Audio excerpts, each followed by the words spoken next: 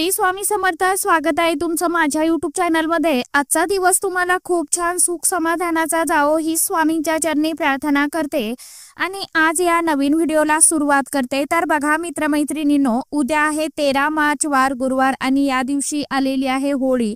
तर उद्या होळी असणार आहे आणि हुताक्षणी पौर्णिमा जी आहे तर ती फाल्गुन महिन्यातील या पौर्णिमेला हुताक्षणी पौर्णिमा, बोंबाची पौर्णिमा असं देखील म्हटलं जातं.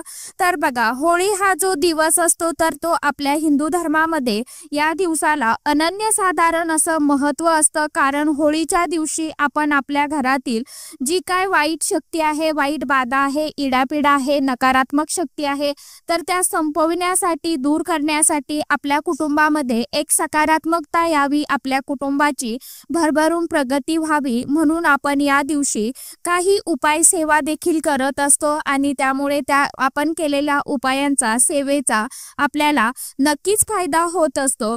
तर कारण पौर्णिमा जी तिथी आहे तर ती माता लक्ष्मी आणि भगवान श्रीहरी विष्णू देवांना समर्पित असते. होळीचा दिवस देखील बघा भगवान विष्णूसाठी समर्पित असतो. कारण याच दिवशी भगवान विष्णूंनी फक्त प्रल्हादाला वाचवण्यासाठी दृश्य अवतार धारण केला होता आणि तेव्हापासून होळीचा हा दिवस जो आहे तर तो भगवान विष्णूची पूजा करण्यासाठी समर्पित मानला जात असतो.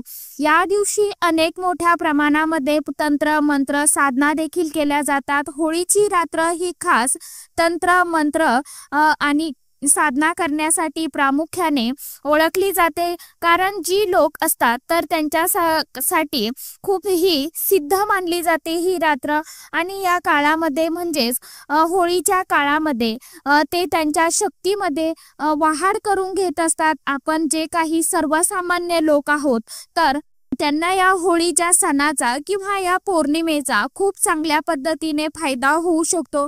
ज्या वेळेस आपण हे आपल्या ज्योतिषशास्त्रामध्ये आणि वास्तुशास्त्रामध्ये हे जे प्रभावशाली उपाय करत असतो सांगितले जातात तर ते जर केले तर उद्या गुरुवार आणि होळी हुताक्षणी पौर्णिमा, तर उद्या आपल्याला आंघोळीच्या पाण्यामध्ये ही एक वस्तू जी आहे तर ती आवर्जून टाकायची आहे. ही वस्तू टाकल्याने जेणेकरून आपल्या जीवनामधील सर्व दुःख, संकटे, दोष, अडीअडचणी, दारिद्र्य, गरिबी ही संपून जाईल आणि आपल्या मनातील ज्या काही इच्छा आकांक्षा आहेत तर त्या देखील पूर्ण होतील. त्याचबरोबर आपल्या कठीण इच्छा असतील त्या सुद्धा पूर्ण होतील. वाईट बाधा, नकारात्मक शक्ती असेल तर ती दूर निघून जाईल. शत्रू पिढ्याचा त्रास असेल तर तो सुद्धा नष्ट होईल आणि आपल्या जीवनातील 7 पिढ्यांचं जे काही दुःख, दारिद्र्य आहे, गरिबी आहे तर ती सुद्धा दूर होईल. किंवा पितृदोष असेल तर तो पितृदोष संपून, ग्रहदोष संपून, वास्तुदोष संपेल आणि इडापिडा देखील संपून जाईल. असा हा अतिशय अत्यंत प्रभावशाली उपाय मी आजच्या या नवीन व्हिडिओमध्ये तुमच्या बरोबर शेअर करणार आहे. त्यामुळे तुम्ही हा व्हिडिओ स्किप न करता शेवटपर्यंत नक्की बघा. चॅनलवरती तुम्ही जर हा व्हिडिओ पहिल्यांदा बघत असाल तर चॅनलला आवर्जून सबस्क्राईब करा आणि असेच नवनवीन माहितीपूर्ण व्हिडिओ बघण्यासाठी समोरील बेल आयकॉनलाही प्रेस करा. तर बघा, उद्या गुरुवार आणि होळी, तर उद्या तुम्हाला काय करायचं आहे? उद्याच्या दिवशी सकाळी लवकर उठायचं आहे. आता आपल्याला एक गोष्ट लक्षात ठेवायची आहे. उद्या उठल्याबरोबर सर्वात प्रथम तुम्हाला माता लक्ष्मी आणि भगवान विष्णुदेव यांचं नामस्मरण करायचं आहे. उद्या पौर्णिमा आहे त्यामुळे आपली ज्या वेळेस आपण फरशी पुसत असतो तर त्या पाण्यामध्ये तुम्हाला थोडंसं हळद, मीठ, गोमूत्र आणि थोडंसं गुलाबजल तुमच्याकडे असेल तर गुलाबजल तुम्हाला त्या पाण्यामध्ये टाकायचं आहे, मिक्स करायचं आहे आणि या घरामध्ये हे आपल्याला व्यवस्थित आपली फरशी, लादी पुसून घ्यायची आहे. उद्याच्या दिवशी घरामध्ये चुकूनही आपल्या घरामध्ये वादविवाद, भांडण, तंटे होणार नाही याची आपल्याला काळजी घ्यायची आहे. त्याच पद्धतीने आता उद्या आपल्या घरामध्ये शांतता ठेवण्याचा प्रयत्न करा. त्याचबरोबर कुणाचाही उद्या आपल्या हातून अपमान होणार नाही. तुम्हाला कोणी काही पदार्थ खाण्यासाठी दिले तर ते चुकून सुद्धा कोणाकडून कोणतेच पदार्थ खाण्यासाठी घेऊ नका. कारण यामधूनच मंत्र साधना देखील केली जात असते। कारण लोकांच्या मनामध्ये आपल्याबद्दल की आपल्याबद्दल किंवा आपल्या कुटुंबाबद्दल काय भावना असतात का हे आपल्याला माहीत नसतं। त्यामुळे जर कुणी आपल्याला सफेद कलरचे पदार्थ जसं की मिठाई असेल, पेढा असेल, तो जर दिला खाण्यासाठी तर तो चुकूनही खाऊ नका। त्याचबरोबर उद्या तुम्हाला विड्याचं पान देखील जर कोणी दिलं तर ते देखील खायचं नाही। सोबतच उद्याच्या दिवशी तुम्हाला कोणी जर लवंग दिली तर ती लवंग सुद्धा उद्याच्या दिवशी कुणाकडनंच खाऊ नका। त्याचबरोबर ह्या ज्या गोष्टी आहेत तर हे जे पदार्थ आहेत तर ते आपल्याला कुणी जर दिले तर खाऊ नका। त्याचबरोबर उद्या तुम्हाला विड्याचं पान जर दिलं तर ते सुद्धा खायचं नाही। ह्या चुका ज्या आहेत तर त्या आपल्याला उद्याच्या दिवशी आवर्जून टाळायच्या आहेत। पती पत्नीने उद्या घरामध्ये ब्रह्मचर्याचं पालन आवर्जून करायचं आहे। त्याचप्रमाणे आता जर स्त्रियांना पिरियड्स असेल तर त्यांनी या दिवशी होळीची पूजा किंवा माता लक्ष्मीचं पूजन चुकूनही करू नका। या सर्व नियमांचं पालन आपल्याला आवर्जून करायचं आहे। त्याचबरोबर ज्या वेळेस आपण उद्या घरातील कचरा काढणार आहोत तर तो कचरा लवकरात लवकर आपल्याला तो कचरा बाहेर फेकायचा आहे। त्याची काय ते आपल्याला जिथे कुठे नेऊन टाकायचा आहे तर तो टाकायचा आहे। कारण ह्या कचऱ्यामधूनच नकारात्मक शक्ती लवकर खूप मोठ्या प्रमाणात ऍक्टिव्ह होत असते। त्यामुळे कचरा चुकूनही दिवसभर आणि रात्रभर असाच घरामध्ये साठवून ठेवू नका। त्याचबरोबर उद्या मुलांची तुम्हाला नजर देखील काढायची आहे, घराची नजर काढायची आहे। आणि एक नारळाचा उपाय जो आहे तर तो आपल्याला घरावरनं उतरून ते कुठे तर होळीमध्ये तुम्हाला तो जाळायचा आहे। अशा पद्धतीने हे सर्व उपाय तुम्हाला उद्या सेवा करायची आहे, उपाय करायचे आहे, नियमांचं पालन देखील करायचं आहे। उद्या घरामध्ये विष्णू सहस्रनाम आणि विष्णू सहस्रनामावली, व्यंकटेश स्तोत्रम, नृसिंह ऋणमोचक स्तोत्रम या स्तोत्रांचं आपल्याला मंत्राचं पठण करायचं आहे। ज्यांना येत नसेल त्यांनी मोबाईलवरती यूट्यूबला देखील लावू शकता। या सर्व सेवा स्तोत्र मंत्र आपल्या त्याचबरोबर जर या नियमांचं तुम्ही पालन केलं तर नक्कीच आपल्या जीवनातील सर्व जे काही त्रास आहेत तर ते दूर होण्यासाठी मदत होईल।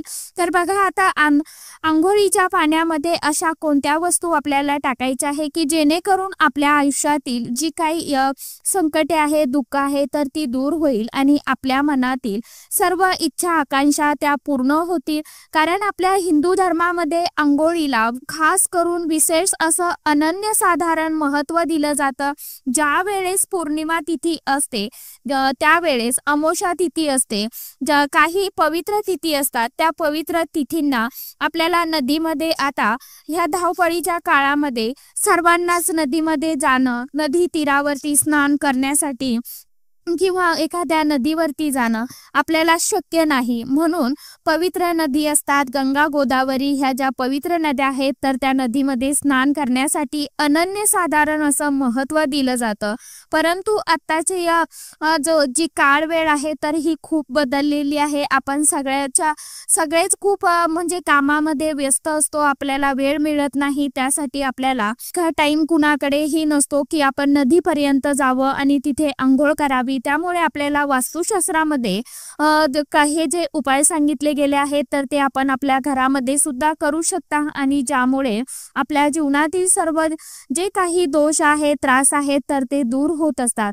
लोकांची नजर जी आहे तर ती आपल्याला लागत असते, आपल्या मनामध्ये एक प्रकारची निगेटिव्ह एनर्जी तयार होत असते। तुम्ही बघा ज्या वेळेस पौर्णिमा, अमावस्या किंवा ह्या अशा पवित्र तिथी असतात जवळ आल्या की तुम्हाला एक वेगळ्याच प्रकारची ऊर्जा तुमच्या शरीरामध्ये जाणवत असेल, घरामध्ये सतत भांडण, वादविवाद, कलह असे होत असेल। कारण या वाईट शक्तींचा प्रभाव त्या वेळेमध्ये खूप मोठ्या प्रमाणामध्ये ऍक्टिव्ह होत जातो। त्यामुळेच या वाईट शक्ती संपाव्यात, आपल्या आयुष्यातील सर्व त्रास, दुःख, दोष, अडचणी संपून जावे यासाठी उद्या तुम्हाला हा जो उपाय आहे तर तो आवर्जून करायचा आहे।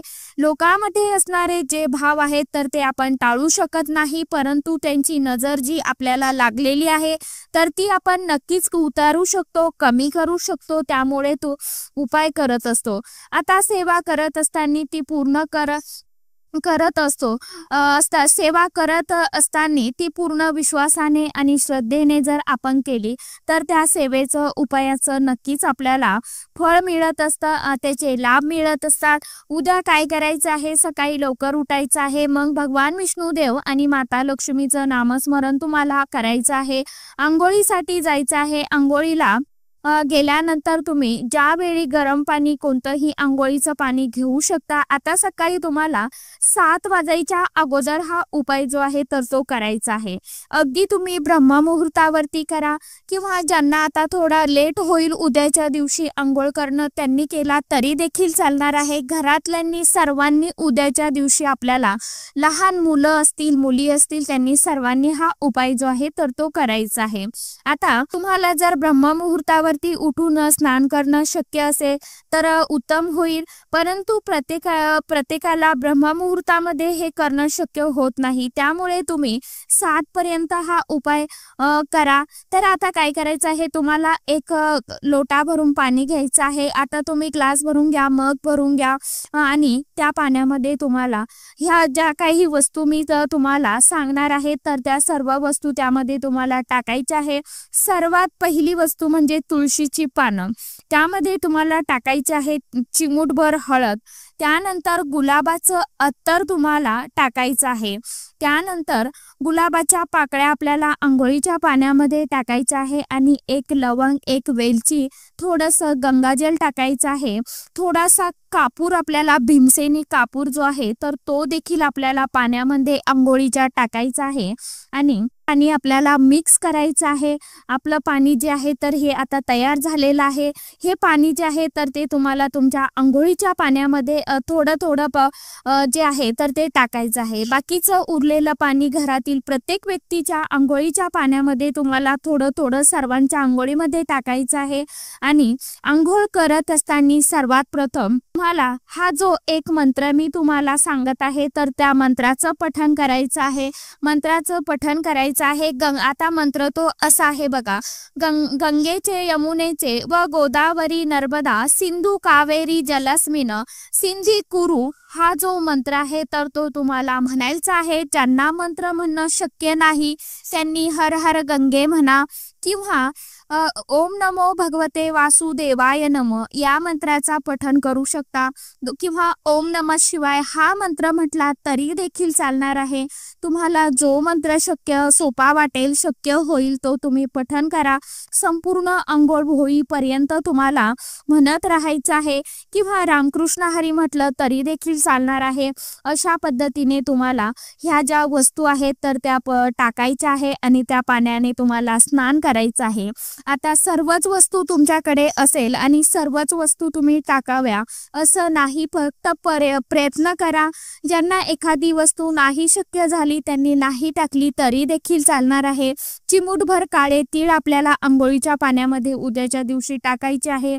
अशा साध्या आणि सोप्या पद्धतीने तुम्हाला उद्याच्या दिवशी सांगितल्याप्रमाणे ह्या ज्या वस्तू आहेत तर त्या आवर्जून टाकायच्या आहे. ह्या वस्तू टाकल्याने आपल्या घरामधील, आपल्या शरीरातील, आपला जो आपण म्हणतो ना अंगण आहे तर तो औरा क्लीन होत असतो. ज्या काही निगेटिव्ह ऊर्जा असते तर ती निघून जात असते. आपल्याला आपलं शरीर एक ताजं तवानं वाटतं, आपलं शरीर निरोगी राहतं. म्हणून अशा प्रत्येक तिथींना आपण हे जे उपाय करतो, सेवा करतो तर त्यामुळे आपल्याला त्या सेवेचा, उपायांचा नक्कीच फायदा, लाभ होत असतो. म्हणून उपाय आवर्जून करण्याचा प्रयत्न करा. तर चला, आजच्या व्हिडिओमध्ये इतकीच माहिती होती. कशी वाटली नक्की सांगा. व्हिडिओ आवडला तर चॅनलला आवर्जून लाईक, शेअर, सबस्क्राईब जरूर करा.